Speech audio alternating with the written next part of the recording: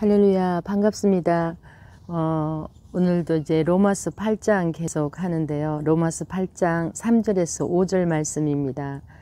율법이 육신으로 말미암아 연약하여 할 수 없는 그것을 하나님은 하시나니 곧 죄를 인하여 자기 아들을 죄 있는 육신의 모양으로 보내어 육신의 죄를 정하사 육신을 쫓지 않고 그 영을 쫓아 행하는 우리에게 율법의 요구를 이루어지게 하려 하심이니라.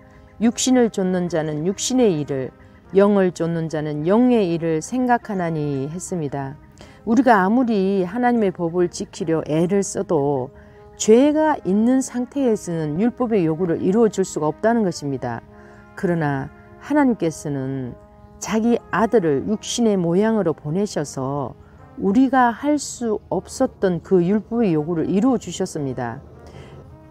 그래서 우리의 위치가 죄와 사망의 법에서 생명과 성령의 법으로 옮겨졌기 때문에 위치가 옮겨진 사람은 영의 일을 생각하게 된다는 것입니다. 로마서 5장 8절에서는 우리가 아직 죄인 되었을 때에 그리스도께서 우리를 위하여 죽으심으로 하나님께서 우리에게 대한 자기의 사랑을 확증하셨느니라 했습니다. 하나님께서 우리에게 대한 자기의 사랑을 확정하셨다는 말씀은 자기 아들에게 율법의 요구를 이루어 드리려고 우리의 죄를 덮어 씌우기로 확정하셨다는 것입니다. 이제 위치가 옮겨진 사람에게 계속 따라다니는 질문은 영이냐 육이냐에 대한 질문입니다.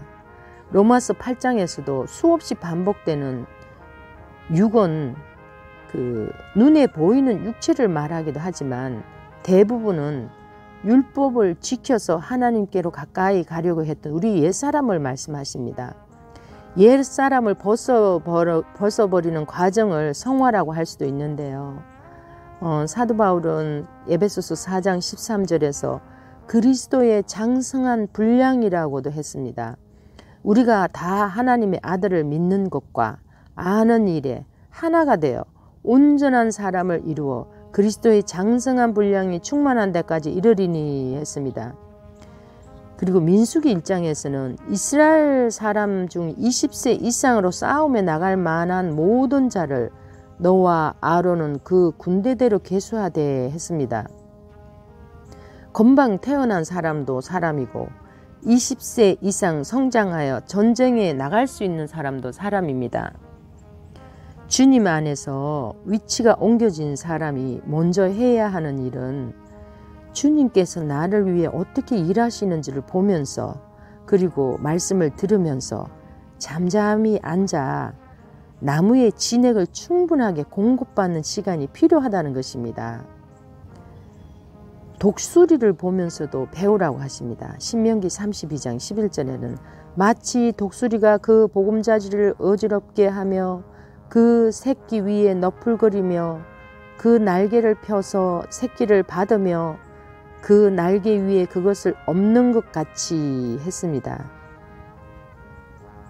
우리에게 익숙한 옛사람이 우리를 속이고 방해할 때마다 이제 내가 육체 가운데 사는 것은 나를 사랑하사 나를 위하여 자기 몸을 버리신 하나님의 아들을 믿는 믿음 안에서 사는 것이라고 우리의 위치를 믿음으로 선포해야 한다는 것입니다. 할렐루야.